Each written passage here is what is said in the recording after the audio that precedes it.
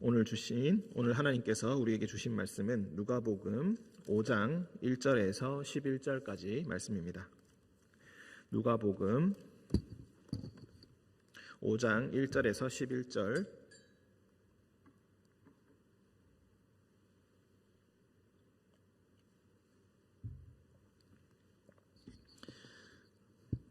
찾으신 줄 알고 제가 받들어 읽도록 하겠습니다. 무리가 몰려와서 하나님의 말씀을 들을새 예수는 게네사렛 호숫가에 서서 호숫가에 배 두 척이 있는 것을 보시니 어부들은 배에서 나와서 그물을 씻는지라. 예수께서 한 배에 오르시니 그 배는 시몬의 배라.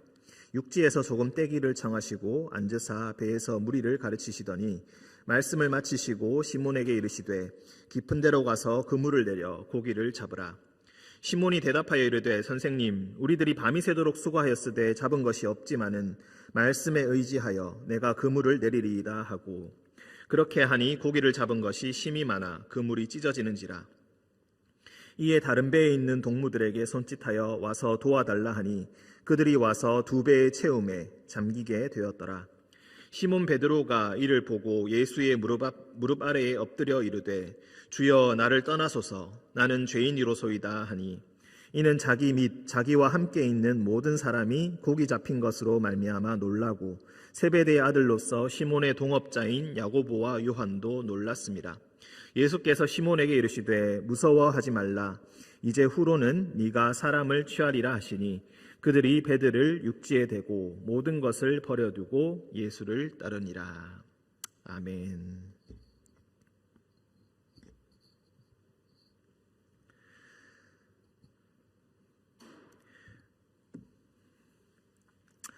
오늘 말씀 전하기 전에 먼저 한 가지를 이야기하고자 합니다.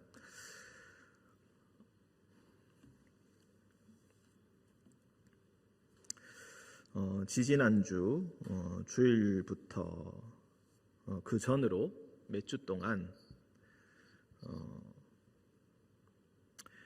주일 오전 10시마다 전화를 받았었습니다. 예배가 11시인데 1시간 전에 10시에 늘 전화가 몇 주 동안 걸려왔었습니다. 그분이 그 전화를 하신 분은 얼마 전에 하나님의 품에 안기신 강종래 권사님이셨습니다. 권사님은 항상 전화를 거시고 아주 잘 안 들리는 조그만 목소리로 거기 교회죠? 이렇게 물어보시고, 제가 인사를 하면은 항상 이렇게 말씀하셨습니다. 미안합니다. 미안해요. 내가 오늘도 교회를 못 갑니다. 교회를 못 가서 정말 미안해요. 이러시면서 계속 미안하다는 말씀을 하시곤 하셨습니다. 그래서 괜찮습니다, 권사님. 지금은 어차피 다 올 수가 없습니다. 이렇게 말씀을 드리면은 아마도 제 말을 잘 못 알아들으신 것 같습니다. 제 말 못 알아들으시고 계속 미안합니다 하다가 전화를 끊곤 하셨습니다. 그렇게 몇 주 동안 그렇게 전화를 주셨었는데,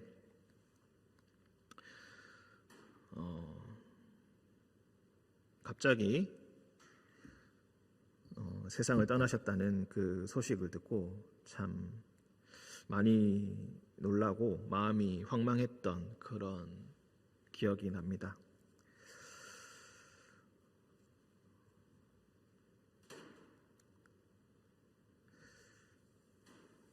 교회에 못 와서 미안하다, 하나님께 예배드리지 못해서 미안하다, 그 마음을 어디론가는 전해야 되는데 전할 방법과 길은 잘 보이지 않고, 그래서 늘 교회로 전화를 걸어서 그렇게 말씀하셨던 것 같습니다.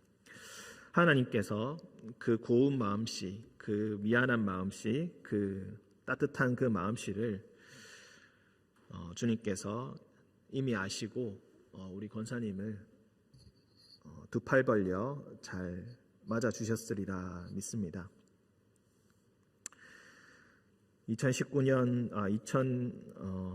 작년에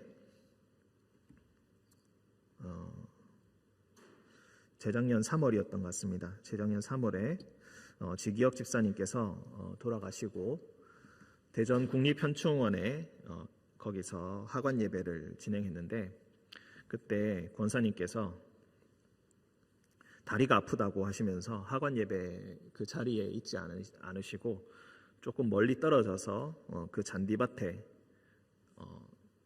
풀썩 주저앉으셔서 반대쪽에 있는 하늘을 보면서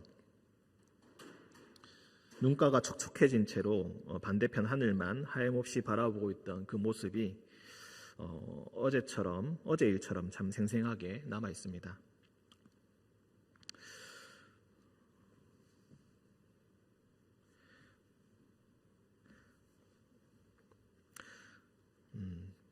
주님께서 권사님을 붙들어 주시리라 믿습니다. 네, 오늘 말씀 함께 보도록 하겠습니다. 오늘 말씀에 보기 앞서 또 먼저 한 가지를 더 이야기하고자 합니다. 오늘의 말씀의 제목은 주의 나타나심입니다. 2월 6일 날 그 다음 수요일에 1월 6일 날 제가 주현절에 대해서 이야기를 했었습니다. 그때 하나님의 나타나심에 관하여서 이야기했었습니다. 계속해서 교회력에 대해서 말씀을 드리고자 합니다.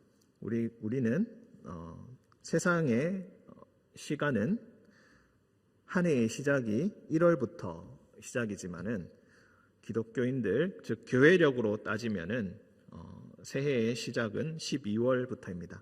정확하게는 대림절 혹은 대강절이라고 부르는 그 절기의 시작, 보통 12월 첫째 주 혹은 11월 마지막째 주에 시작하는 그 4주간의 예수님의 임재하심을 기다리는 그 4주간의 시간을 시작으로 한 해가 시작됩니다.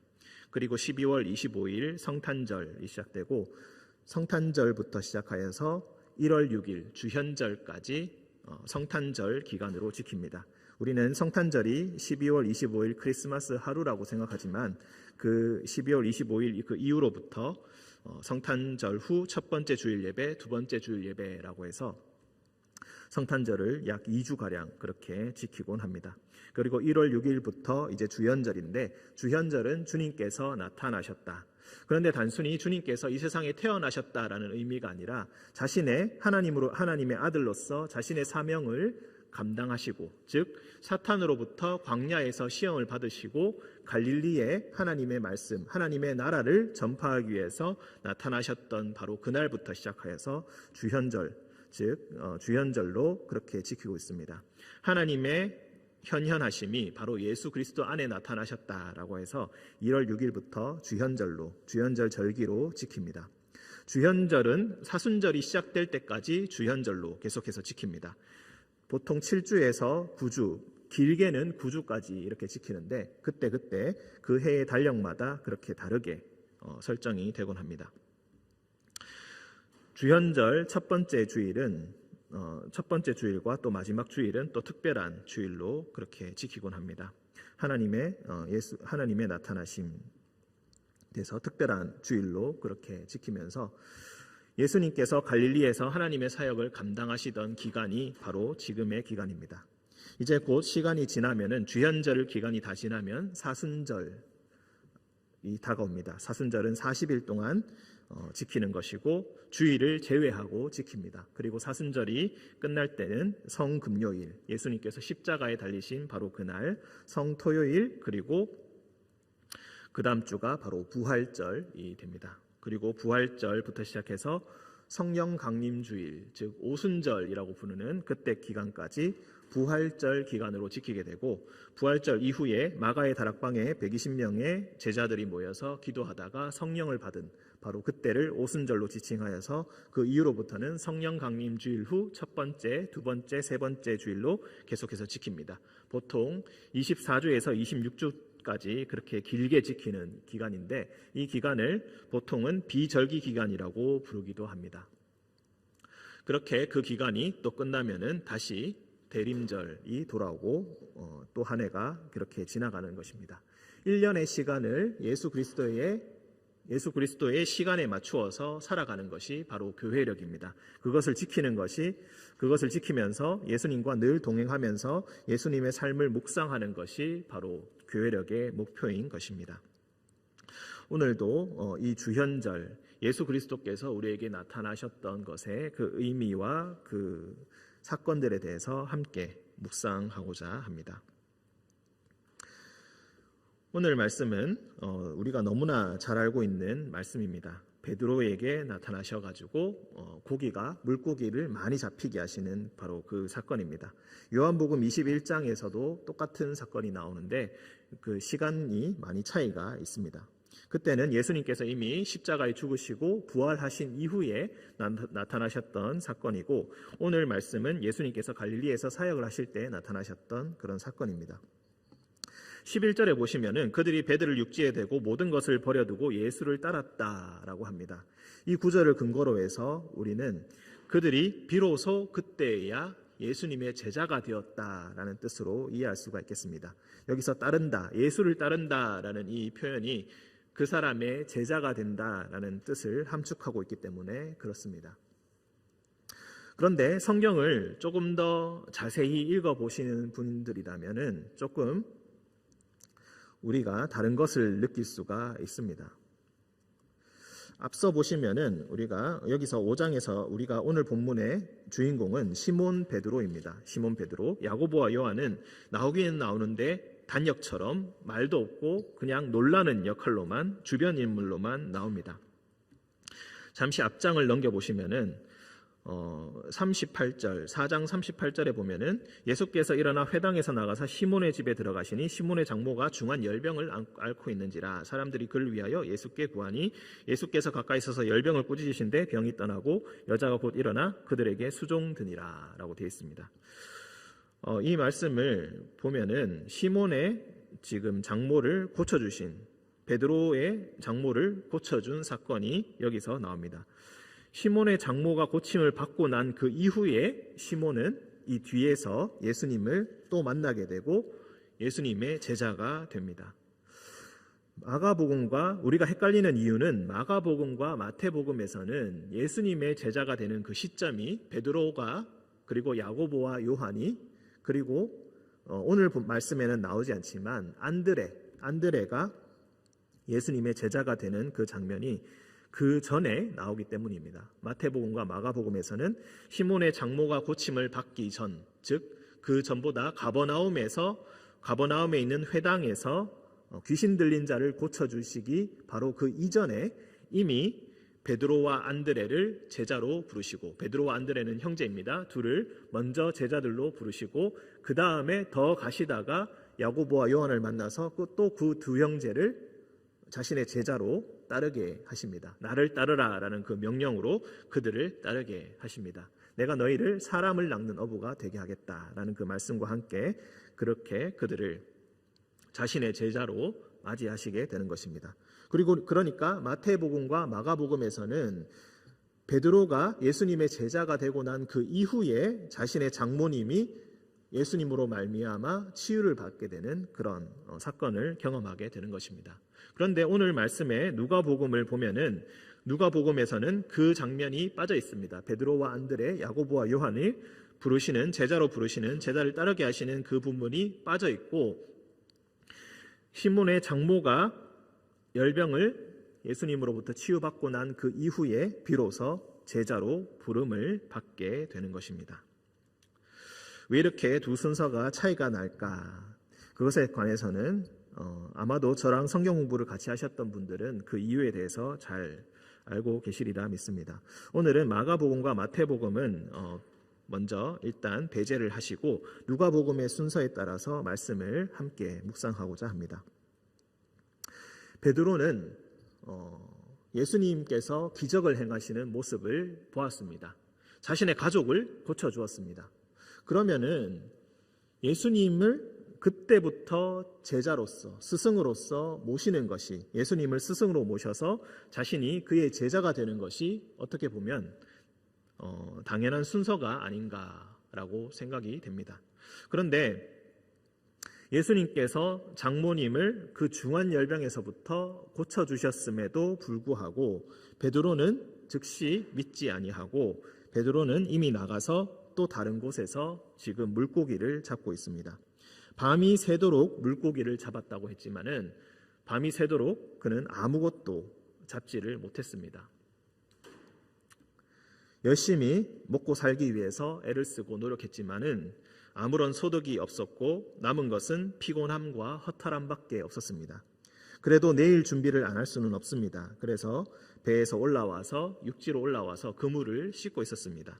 내일 또 이 그물을 던지기 위해서는 그물을 깨끗하게 씻어야 하기 때문입니다. 그런데 그때 예수님께서 그에게 나타나셨습니다. 예수님께서 그에게 나타나셔서 그 배에 앉아서 시몬의 배에 앉아서 무리들을 가르치기 시작하시는 것입니다. 그래도 어떻게 보면은 이 베드로가 유일하게 쉴 수 있는 시간, 그리고 유일하게 한가한 시간, 이제 하루의 일과를 다 그치고 다 마치고 이제 집에 들어가서 이제 곧 쉬어야 할 그 시간에 예수님께서 찾아오셔가지고 내가 당신의 배를 좀 쓰겠다라고 하시면서 그 배를 육지에서 조금 떼서 가기를 청하시고 그리고 그 배에 앉아서 또 무리를 가르치시는 그런 모습을 보여주십니다. 그리고 그 말씀을 다 마치신 후에 이제 시몬에게 1대1로 말씀을 하십니다. 시몬에게 배를 조금 떼기를 청하였다라는 것은 어떤 의미가 있습니까? 지금 바닷가에서 자신의 그물을 씻고 있는 이 베드로에게 자신과 같이 배를 타가지고 무리들이 자기에게 자꾸 몰려오니까 이 배를 타고 조금 바닷가로 나가게 해달라라고 했을 것입니다. 그래서 베드로는 그 배를 고정시키기 위해서 아마 그 배에 같이 타고 있었을 것입니다.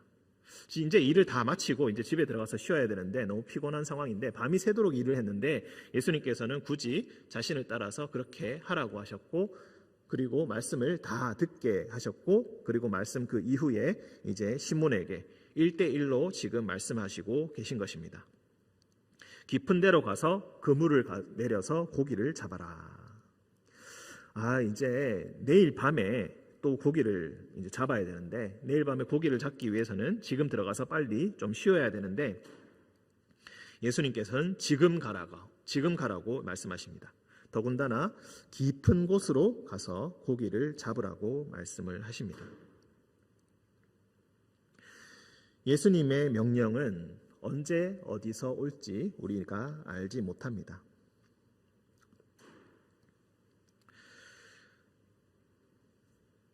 가끔 전화를 드리면은 이런 이야기를 종종 듣고는 합니다. 요즘 코로나 때문에 모두가 힘든 시기입니다. 그래서 하나님께서 왜 이렇게 하시는지 잘 모르겠다. 이런 계획을 잡고 이렇게 이루시리라 확신하고 일을 진행하고 살아가고 목적을 쫓고 그렇게 열심히 살았는데 하나님께서 다 내 계획을 엎으시는 것 같아서 그리고 내 가족의 계획을 다 엎으시는 것 같아서 하나님의 뜻이 분명히 어딘가에 있으리라 믿기는 믿지만은 하나님께서 도대체 우리에게 왜 이러시는 걸까라는 생각을 한다라는 그런 이야기를 종종 듣곤 합니다. 정말로 그렇습니다. 예수님께서는 왜 한창 일할 때 와서 얘기하지 않으시고 또 베드로의 장모를 고쳐주셨을 때 와서 이야기하지 않으시고 베드로가 쉬어야 되는 그 시간에 그물을 씻고 있는 그 시간에 와서 예수님께서는 말씀하시는 걸까요?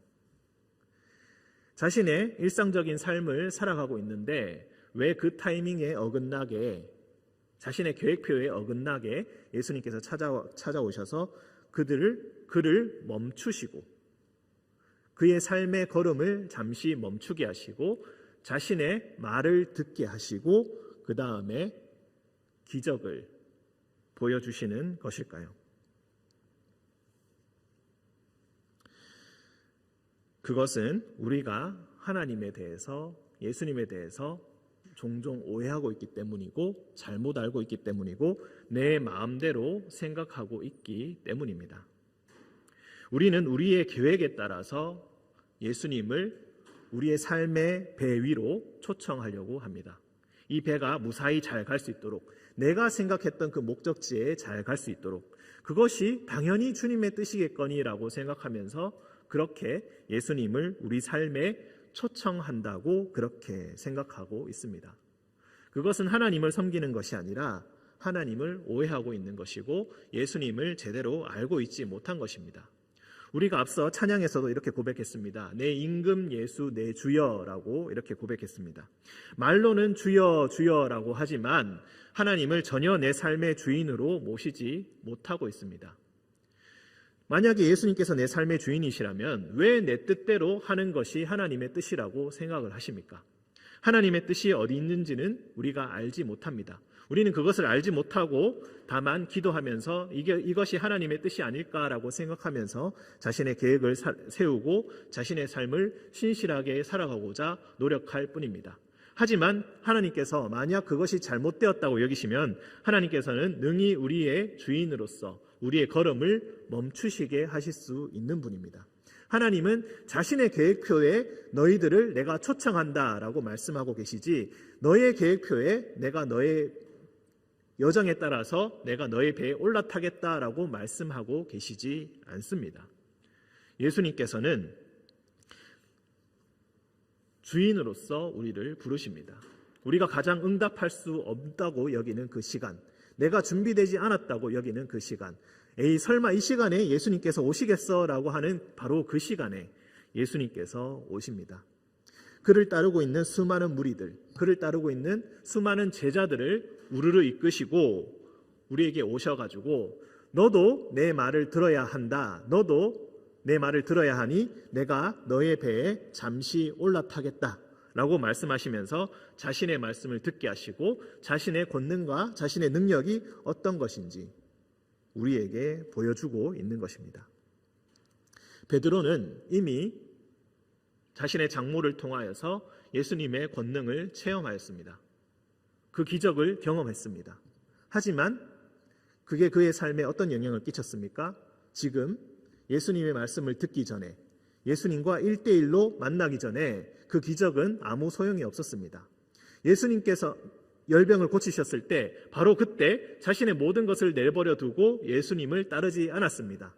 기적이 일어났지만 기적은 그에게 별 소용이 없었습니다. 와, 신기하다, 참 좋은 일이구나, 참 기쁘다 라고 하면서 잊고 지나갔습니다. 그의 삶에 아무런 영향력이 없었습니다. 아무리 우리 삶에 기적이 일어나고 우리의 아픈 것이 낫게 되고 그리고 우리에게 좋은 일이 가득하게 일어난다 할지라도 세상 모든 사람들이 우리에게 복이 가득하다라고 칭송하며 우리를 칭찬한다 할지라도 우리의 삶에, 우리의 마음에 예수 그리스도께서 주인이 되지 아니하시고 우리의 삶에 아무런 변화가 없다면은 그것은 아무런 소용이 없는 것입니다. 예수님의 복음을 전혀 받아들이지 못한 것입니다. 그것이 바로 예수님 앞에서는 아무런 소용이 없는 것입니다. 우리는 예수 그리스도를 믿는 사람인데 예수 그리스도를 주인으로 따르는 것이 아니라 늘 우리 주 예수 그리스도를 주인으로 모시지 않고 자신의 종으로, 뛰어난 종으로 데리고 있기 위해서 애쓰고 노력하는 자기 자신을 발견하곤 합니다. 모든 것이 평안할 때는 그것이 드러나지 않고 자신의 악함이 별로 보이지 않습니다. 하지만 조금의 위기가 찾아오면은 우리는 금세 하나님을 원망하면서 우리에게 그동안 베풀어 주셨던 그 모든 은혜를 까맣게 잊어버리고서 하나님 도대체 왜 이러십니까? 원래 이렇게 하지 않으셨지 않으셨습니까? 예전에는 나한테 잘해주지 않으셨습니까? 라고 억울해하면서 예수님의 주되심을 부인하고 예수님을 자신의 종으로 부리기 위해서 애쓰게 되는 것입니다. 그러니 여러분, 기적을 함부로 바라지 마십시오. 기적이 아무리 여러분의 삶에 많이 일어난다 할지라도 예수님의 말씀이 무엇을 뜻하는지 알지 못한다면 여러분은 아무런 소용이 없습니다. 여러분은 복음을 알지 못하는 것이고 복음을 전혀 체험하지 못하는 것입니다. 예수님의 나타나심 앞에서 그분을 한 번도 제대로 만나지 못한 것입니다. 지금 시몬 베드로는 예수님의 말씀을 듣고 예수님의 곁에서 바로 그 기적과 권능을 체험했을 때 그때야 자신의 처지를 올바로 알게 됩니다. 예수의 무릎 앞에 엎드려서 주여 나를 떠나소서 나는 죄인이로소이다. 진정 하나님을 만났을 때 나오는 표현입니다. 하나님 만나서 반갑습니다. 드디어 나한테 와주셨군요. 라고 하는 것이 진정한 반응이 아니라 이사야와 같이, 베드로와 같이 나의 죄인됨을 내가 견디지 못하겠습니다. 내가 당신 앞에 서니까 내가 얼마나 죄인인지 알겠습니다. 내가 죽어도 마땅한 사람입니다. 곧 내가 죽을 것만 같습니다. 하나님, 예수님, 나를 떠나주십시오. 내가 감당하지 못하겠습니다. 진실로 하나님을 만난 자들, 진실로 주 대신 하나님을 만난 사람들만이 할 수 있는 고백이, 이 두려움의 고백이, 이 경외함의 고백이 있게 되는 것입니다. 그러니 성도 여러분, 코로나19로 인하여서 많이 힘들다 할지라도 예수님께서 여러분의 삶의 걸음을 멈추게 하시고, 그리고 여러분 하나님 예수 그리스도의 말씀을 듣게 하신다면은 여러분은 서서 들으셔야 합니다. 코로나19로 인해서 힘들다, 너무나 어려운 상황이 있다, 그래서 나는 지금 무엇이라도 해야 된다라고 하면서 예수님의 말씀을 전혀 듣지 않고 그저 해결해 주시겠거니라고 하는 막연한 믿음만 가지고서 예수님의 말씀을 듣지 못한다면은 여러분은 시몬 베드로와 같이 자신의 장모님을 고쳐주셨던 그 사건 이후로도 아무런 감흥 없이 지나갔던 그 장면처럼 코로나가 해결된다 할지라도 우리의 믿음은 전혀 성숙되지 못할 것입니다. 그러니 성도 여러분, 부디 예수님의 말씀을 제대로 들으시기 바랍니다. 예수님의 말씀을 제대로 듣지 못한다면은 우리의 신앙생활은 아무런 소용이 없습니다. 아무리 예배당에 사람들이 다시 가득 찬다 할지라도 예수님의 말씀을 진정으로 듣지 못한다면은 우리의 만족으로 끝나버리고 말 것입니다. 예수님의 주인 되심, 예수님께서 우리에게 바라시는 것은 거기에서 절대 끝나지가 않는 것입니다. 우리는 믿음으로 고백한다라고 하면서 우리 삶의 많은 것들을 내팽겨쳐 두곤 합니다. 그런데 오늘 말씀에서 또 보시면은 어떤 것을 알 수가 있겠습니까? 10절에 보시면은 시몬에게 이르시되 무서워하지 말라, 이제 후로는 내가 사람을 취하리라, 이렇게 말씀하십니다. 이것도 마태복음과 마가복음과 표현이 조금 다르죠. 사람을 낚는 어부가 되게 하겠다라고 이야기하시는데 여기서는 이제 후로는 네가 사람을 취하리라, 이렇게 이야기합니다. 거기서 거기인 표현이 아니냐라고 할 수 있겠지만 여기서 한 가지 또 강조하고자 한다면은 여기서 취한다라고 하는 것은 사로잡는다라는 뜻이 있습니다. 아마 여러분 성경에도 각주가 있는지 모르겠습니다. 각주를 보시면은 사로잡는다라는 표현으로 이렇게 나옵니다. 이 사로잡는다라는 것은 무엇입니까? 물고기를 잡으면은 물고기는 물 밖으로 이렇게 건져내면은 물고기는 곧 죽고 맙니다. 땅 위에서 죽고 맙니다. 하지만 사람은 어떻습니까? 사람은 물에 빠지면 죽게 됩니다. 물에 빠진 사람을 밖으로 건져내었을 때에 사람은 계속해서 숨을 쉬고 살아갈 수 있게 됩니다. 우리가 숨을 쉬고 살아간다고 해서 무조건 살아있는 것이 아닙니다. 숨을 쉬고 있다고 해서 그 사람이 진실로 살아있는 것인가? 그렇지 않습니다. 마음의 심한 고통, 마음의 심한 자신의 어떤 심각한 상실로 인하여서 사랑하는 사람과 사랑하는 것들을 잃어버렸을 때 그 상실감으로 살아가는 사람은 숨을 쉬고 있지만 진실로 살아가고 있는 사람이 아닙니다. 큰 병을 겪고 나서 큰 후유증으로 인하여서 제대로 살아가고 있지 못한다면은 우리는 그것을 진실로 살아있는 상태라고 이야기하지는 않습니다. 지금 사람을 낚는 어부가 되게 한다라는 것보다 이 말씀에서 더 강조하고 있는 것은 바로 살아있게 한다는 것입니다. 사람을 살게 한다는 것입니다. 사람의 생명을, 온 세상의 생명을 살리는 일을 너희가 감당하게 될 것이다 라고 이야기합니다. 사람을 낚는 어부가 되게 한다라고 생각하면은 우리가 이것을 업적으로 생각할 수 있습니다. 내가 몇 명을 전도했습니다. 내가 몇 명을 교회에 데려왔습니다. 물론 그것도 중요하지만 정말로 그 사람이 살아있을 수 있도록 내가 계속해서 같이 기도하고 같이 그 사람을 사랑해주고 그렇게 하는 것이야말로 진실로 사람을 취하는 것입니다. 만약 사람의 머릿수로만 우리가 업적으로 생각한다면은 사람을 낚는 어부라는 이 표현을 잘못 이해하는 것입니다. 누가복음의 저자 누가는 이것을 방지하기 위해서 이것을 이렇게 고쳐서 이야기한 것입니다. 이제 후로는 네가 사람을 취하게 될 것이다.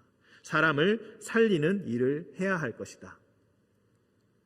단순히 내가 먹고 살기 위해서 나 하나만 혹은 나의 가족만 생각하면서 살아가던 너의 예전 모습에서 벗어나서 이제 나를 만났으니 나의 권능과 나의 기적을 체험했으니 내가 누구인지 네가 알았으니까 이제부터는 네가 생명을 살리는 일을 하여야 한다.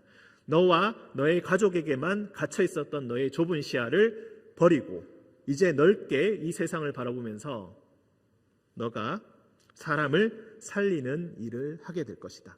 그 사명을 감당하게 될 것이다 라고 말씀하십니다. 예수님을 진실로 만난 사람은 어떻습니까? 베드로처럼 중한 열병 장모의 고침을 받고도 난 다음에 먹고 살기 위해서 계속해서 나갔던 삶의 일상의 자리로 바로 돌아가 버렸던 그런 것으로 끝나는 것이 아니라 이제부터는 예전에 얽매였던 그 모든 것을 버려두고 예수를 따라 사람을 살리는 일을 하기 위해서 나아간다는 것입니다.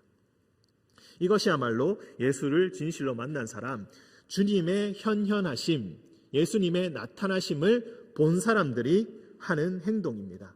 이것이야말로 진실로 그를 본 자들이 할 수 있는, 그들이 가지고 있는 자신의 사명이자 비전인 것입니다. 이 사명과 비전이 없다면 여러분은 진실로 예수를 만나지 못한 것입니다. 사람을 취해야겠다, 사람을 살리는 일을 해야겠다라고 하지 못한다면 이 세상에서 내가 할 수 있는 것으로 내가 기여하면서 사람을 살리는 역할을 해야겠다라는 다른 큰 뜻을 품지 못한다면 그저 나 하나만 잘 살면 되지, 내 자식만 잘 살면 되지라고 생각하면서 계속해서 살아간다면 예수님을 진실로 만나지 못한 것입니다. 주님의 현현하심을 보지 못한 것입니다. 그러니 진실로 예수님을 만나고 그 사명을 감당하는 여러분 되시기를 간절히 바랍니다. 어제 한미라 집사님과 통화를 하게 되었습니다. 얼마 전에 암수술을 끝내시고 이제 내일 그 조직 검사 결과가 나온다고 그렇게 통화를 했는데 아무런 고통 없이 깨어나고 그리고 지금도 아무런 고통 없이 정말 놀라울 정도로 잘 회복하고 있다라고 그렇게 말씀을 하시면서 또 하셨던 말씀이 내가 그동안 너무 나 자신만 생각하면서 살았다. 내가 너무 돈 버는 데만 욕심을 내면서 살았다. 내가 할 수 있는 것으로 우리의 주변의 사람들에게 나를 위해서 기도해 주셨던 그 많은 분들을 위해서 나도 기도하면서 일단 기도함을 시작으로 해서 남을 위한 삶을 더 살아야겠다고 결심했고 지금도 실천하고 있다라고 이렇게 말씀하셨습니다. 자신의 일상으로 완전히 돌아가지 못했습니다. 원래 살던 삶대로 건강한 삶으로 아직 돌아가지 못한 그 상황에서도 내가 먼저 기도하는 것을 시작으로 해야겠다라고 하시면서 하루에 3번 시간을 정해놓고 그렇게 남을 위해서 내가 생각나고 또 특히나 아픈 사람을 위해서 환우들을 위해서 함께 기도하겠다고 그렇게 말씀하셨습니다. 이것이 바로 모범이 될 수가 있겠습니다. 우리의 삶의 시작을 그렇게 사람을 살리는 일로부터 시작해야 되는 것이 바로 우리의 사명이라고 할 수가 있겠습니다. 또 마지막으로 한 가지만 더 우리가 보도록 하겠습니다. 우리가 처음에 시작할 때 이 말씀에서 이 1절부터 12절까지의 주인공이 시몬 베드로라고 했습니다. 물론 진실로 주인공 되시는 분은 예수 그리스도십니다. 그런데 예수 그리스도를 만난 사람이 지금 시몬 베드로를 중심으로 되어 있고 야고보와 요한은 단역처럼 아무런 말도 없이 그냥 옆에서 바라보고 놀라고 있습니다. 특히 시몬 베드로의 배가 따로 있고 베드로와 요한의 배가 따로 있습니다. 그래서 이 두 척의 배가 있는데 예수님께서는 시몬의 배에 앉으시고 그 시몬의 배를 타시고 조금 떨어져서 바닷가로 조금 나가셔서 말씀을 전하시고 그리고 그 고기를 건지게 하십니다. 깊은 데로 가서 고기를 건지게 하십니다. 그리고 그 고기가 너무 많아가지고 그물이 찢어질 정도로 엄청나게 많은 고기가 잡혔습니다. 그때 베드로는 그 깊은 데에서 그것을 건지지도 못하고 도움을 청합니다. 야고보와 요한에게 도움을 청해서 같이 오게 됩니다. 야고보와 요한이 그것을 보고 자신의 배를 끌고 오게 되죠. 그래서 그 고기를 같이 건져서 배에 올려놓았더니 배가 가득 차서 두 배에 전부 다 가득 차서 배가 잠기게 될 정도로 그물이 찢어지고 배가 잠기게 될 정도로 엄청나게 많은 물고기가 잡히게 됩니다. 사실 그 당시에 자료들을 보면은 병을 고치러 다니는 사람들이 많았다고 합니다. 기적을 일으키는 사람, 고치는 사람이 많았다고 합니다. 그런데 예수님의 특이한 점은 바로 자연을 상대로 기적을 일으킨다는 것입니다. 광풍과 큰 파도를 잠잠케 하시고, 그리고 물고기가 엄청나게 많이 잡히게 하십니다. 자연을 다스리고 통제할 수 있다는 것을 예수님께서 보여주시고 계신 것입니다. 그래서 병을 고쳤을 때는 어쩌면 베드로는 별로 놀라지 않았을 수도 있습니다. 그저 이런 사람들은 그래도 다른 소문들도 많이 들어봤으니까 이 사람도 그런 사람이려니 하면서 생각했을 수 있다는 것입니다. 그런데 물고기가 많이 잡히는 것을 보고 그때서야 베드로는 깜짝 놀라서 이분이 진실로 누구인지, 어떤 일을 하실 수 있는 분이신지 제대로 깨닫게 되었다는 것입니다.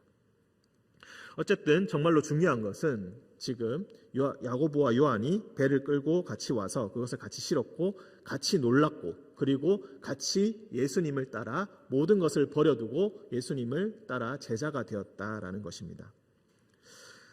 많은 설명이 있어야 되겠지만 이 설명을 차치하고 이 말씀에서 배가 의미하는 것은 교회를 의미합니다. 공동체를 의미합니다. 즉 베드로를 중심으로 한 공동체, 그리고 야고보와 요한을 중심으로 한 공동체가 있습니다. 즉 이것을 오늘날의 표현대로 하자면은 각자의 교회가 따로 있는 것입니다. 그런데 지금 베드로의 교회가, 베드로의 공동체가 먼저 예수 그리스도를 만나고 예수 그리스도의 은혜를 입게 되었습니다. 예수 그리스도의 은혜를 입어서 혼자서 그 은혜를 충만히 입고 감사하며 기뻐하며 누리고 살지가 않습니다. 혼자서는 감당할 수가 없습니다. 반드시 도움이 필요합니다. 야고보와 요한의 도움이 필요하고 야고보와 요한의 교회의 도움이 반드시 필요한 것입니다. 사명은 함께 나누고, 은혜도 함께 나누고, 사명도 함께 나누고, 함께 감당해 나가는 것입니다. 우리는 혼자서 그 일을 감당하지 않습니다. 예수 그리스도를 깊이 만나는 개인적인 인격적인 만남, 그것은 반드시 우리에게 선행되어야 되는 일이지만 그 이후에 예수 그리스도를 만나고 그 사명을 감당할 때는 반드시 혼자 하는 것이 아니라, 잘난 혼자 하는 것이 아니라 반드시 협력자가 함께 있어야 합니다. 어느 분이 이렇게 이야기를 하고 있습니다. 기독교에는 영웅을 필요로 하지 않는다. 협력할 수 있는 수많은 평범한 사람들이 필요할 뿐이다. 예수 그리스도의 사명을 함께 감당할 수 있는 많은 형제 자매가 필요한 것이다. 한 명의 영웅적인 업적으로 인해서 함께 은혜를 누리는 그런 것이 아니라 모두가 참여해야 되고 모두가 중요한 역할을 감당해야 되는, 그것이 바로 예수 그리스도의 복음이고 우리가 지금 속해 있는 기독교라는 것이다. 이렇게 설명했던 그 말이 참으로 인상 깊게 남아 있습니다. 예수님께서는 잘난 사람을 먼저 찾아가지 않으셨습니다. 물론 어부를 비하하는 것은 아니지만 그들이 영향력이 있는 고위직의 그런 사람은 아니었습니다. 평범한 어부였습니다. 하루 먹고 하루 벌어 가족들을 복양하기 위해서 부모님을 복양하고 장모를 모시고 살고 그리고 함께 가족을 부양하기 위해서 애쓰는 한 명의 평범한 가장이었습니다. 야고보와 요한도 마찬가지였을 것입니다. 그런 평범한 사람들에게 너는 사람을 살리는 일을 해야 된다. 그것이 너의 본질적인 사명이다라고 하시면서 그 사람들을 불러주시는 것입니다. 그리고 베드로를 중심으로 부르셨지만 야고보와 요한도 각자 예수님께서는 모두 다 부르고 계십니다. 베드로를 중심으로 놓았던 것은 이 베드로가 우리 모두가 될 수도 있다는 것입니다. 예수님께서 한 배에 오르시니 그 배는 시몬의 배였다. 그 배는 바로 여러분의 배이기도 합니다. 예수님께서 여러분의 배에 오르고 계신 것입니다. 베드로의 배에 오르신 것이 아니라, 오르신 것뿐만이 아니라 여러분의 배에도 오르셔서 여러분에게 말씀하시고 여러분에게 자신이 누구신지를 보여주고 계신다는 것입니다. 그분을 알게 되고 그분을 믿게 되었을 때에 우리는 사명을 얻게 되고 비전을 얻게 되고 그것을 함께 공유하면서 함께 이루어 나갈 믿음의 동지들, 믿음의 친구들이 반드시 필요하다는 것입니다. 그러니 우리는 각자의 배를 가진 개인으로서 서로 다른 사람들입니다. 어쩌면은 함께 한 사명을 감당하기는 하지만 각자가 생각하는 방식이 아주 다를 수 있습니다. 서로 너무 맞지 않아서 어쩌면은 다른 배를 계속해서 타야 할 수도 있습니다. 하지만 수많은 배가 있다 할지라도 우리의 방향은 일관되게 한 방향으로 나아갑니다. 그것은 바로 사람을 살리라는 예수님의 명령을 감당하는 것입니다. 각자가 생각하는 방식이 다를 수 있고 각자가 잘할 수 있는 것이 다를 수 있지만은 결국 우리는 한 목표로 가게 되어 있습니다. 그러니 우리는 이 큰 사명 앞에서 서로가 다르고 때로는 싸우고 때로는 맞지 않고 때로는 너무나 원망스럽고 함께하기가 너무나 싫다 할지라도 우리는 한 목표를 위해서 함께 이 사명을 감당해 나가야 할 것입니다. 이제 말씀을 정리하도록 하겠습니다. 오늘 주님께서 나타나심이라는 주제로 다시 한번 오늘 말씀을 묵상해 보았습니다. 이 말씀을 볼 때에 부디 고기가 얼마나 많이 잡혔는가에 너무 초점을 맞추지 않기를 바랍니다. 만약 이 말씀에 그물이 얼마나 많이 잡혔는지, 나도 이런 은혜를 입고 싶다, 나도 이런 수많은 고기를 잡는 그런 기적을 체험하고 싶다, 그것에만 몰두되어 있다면은 이 말씀의 함정에 빠지게 된 것이고 이 말씀을 심각하게 오해하고 있는 것입니다. 11절을 보십시오. 그렇게 엄청나게 많은 물고기를 잡았는데 배들을 육지에 대놓고 그냥 모든 것을 버려두고 예수님을 따르고 있습니다. 이것이 가장 중요한 것입니다. 얼마나 많은 고기가 잡혔는가가 중요한 것이 아니라 얼마나 많은 은혜와 얼마나 많은 기적을 체험했는가가 중요한 것이 아니라 모든 것을 버리고 예수를 따를 수 있는가가 가장 중요한 것입니다. 예수님께서 기적을 일으키시고 예수님께서 권능이 있으신 분이니 지금 당장 눈앞에 보이는 수많은 물고기들은 어차피 중요하지 않습니다. 정말로 중요한 것은 얼마나 많은 물고기를 잡았는가가 아니라 얼마나 많은 사람을 취했는가가 중요한 것입니다. 그것을 이제부터 너희들이 하여라. 이 세 명에게 하신 것뿐만이 아니라 우리에게도 그렇게 하라고 지금 말씀하고 계십니다. 그러니 우리 삶에서 수많은 물고기를 주셨다가 뺏어가셨다고 원망하지 마시고 예수님을 뒤따라서 먼저 모든 것을 버리고 가장 중요한 것이 무엇인지 다시 한번 생각하시며 예수 그리스도를 붙드시는, 예수 그리스도의 나타나심을 쫓아가시는 여러분들 되시기를 주님의 이름으로 간절히 축원드립니다. 함께 기도하겠습니다. 사랑과 은총의 주님, 우리는 말씀을 읽으면서 말씀을 들으면서도 늘 우리의 욕심에 따라서 생각하고 판단합니다. 하나님의 뜻이 무엇인지 궁금하다라고 하면서 하나님의 말씀을 진지하게 들은 적도 없음을 고백합니다. 하나님께서 내게 복을 주셨으니 감사하다라고 하면서 그 복이 나를 죄에 빠지게 한다면은 그것을 바로 버리고 모든 것을 버리고 예수의 뒤를 따라가야 한다는 것, 그것도 알지 못한 채 잊어버리고 살았습니다. 내게 주신 복만을 세워보면서 남들과 비교하면서 그렇게 살아왔습니다. 주님께서 나타나셨던, 베드로에게 나타나셨던 그 아침처럼 주님 우리에게도 나타나 주셔서 우리에게 말씀하여 주시고 그 말씀을 온전히 독대하면서 듣는 인격적인 만남이 우리 모두에게 있게 하여 주옵소서. 코로나로 인하여서 온 세상이 멈춘 것처럼 아무것도 하지 못하고 있다고 우리는 생각합니다. 주님께서 우리의 발걸음을 멈추게 하셨을 때에는 우리에게 말씀하시고자 하는 바가 있음을 우리가 알게 하시고 말씀을 듣게 하시고 말씀을 깊이 묵상하게 하시고 내가 기존에 읽고 있던 그 모든 생각들과 선입견들을 모두 다 깨트리고 다시 한번 모든 것을 내려놓는 그 초심의 마음으로 돌아가 말씀을 묵상하게 하시고 읽게 하여 주옵소서. 주님의 말씀을 읽을 때에 주님의 뜻이 무엇인지 알게 하시고 주님의 말씀에 따라 온전히 순종하면서 나의 뜻을 접어두고 하나님의 거대한 계획에 따라 사람을 살리는 역할을 감당할 수 있는 우리 모두가 되게 하여 주옵소서. 거룩하신 예수님의 이름으로 기도합니다. 아멘.